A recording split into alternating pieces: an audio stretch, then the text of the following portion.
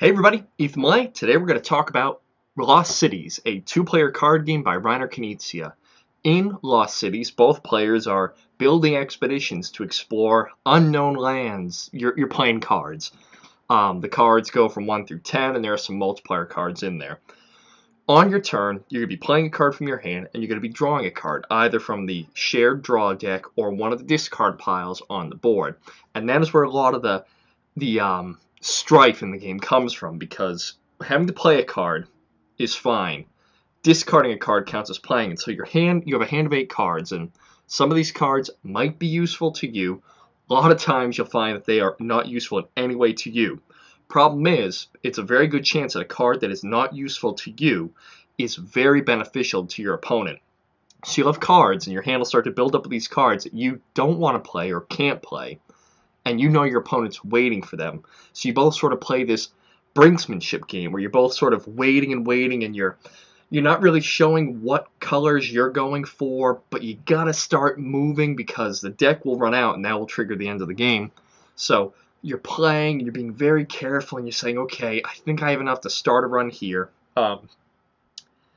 And you're trying to wait to discard until after your opponent's made it too late. So you'll get a lot of moments in this game when you've played a card, and then the next thing your opponent does is, ha-ha! You've played the green 5, and the first thing your opponent does then is discard the green 4, and you say, God, I could have used it. Now, the scoring in the game is a little unique. When you start an expedition, so when you start playing cards into one of the 5 suits, you start with a score of -20. Every card of numerical value decreases that negative score or adds positive value to it. So you want to be able to score at least 20 points in that color, or else what you did was all for naught. It could be negative points. And there are these multiplier cards that you can be playing. These have to be played first. So it could be a big giveaway to your opponent if you were to play 3 multiplier cards in a single suit, because they know you've, let's see, double, triple, quadrupled your score for that. And if you get nothing else in that suit, that's going to be -80. So it's a lot of sort of bluffing and double bluffing your opponent in this 2-player game. It plays very quick. It's a very, very fast 2-player game. Once you have 2 people who know how to play it, it's just boom, boom, boom, boom, boom, boom, boom. The cards go down very quickly and the round is over. The rules call for playing 3 rounds and tallying up the score for all 3 rounds combined. My wife and I, when we play this, we don't normally do that 3 round. But if you really want a balanced game, you should, just because one round you can really get hosed, or your opponent can get hosed, and I think it's a more indicative who did better over the course of the game to do 3 rounds like that and add it up, so you can make up for a bad round, or you can have a middling round, but as long as you have 3 middling rounds, your opponent sort of swung and missed one of those rounds, you might win. The game's currently back in print. It was out of print for a while. It's back in print.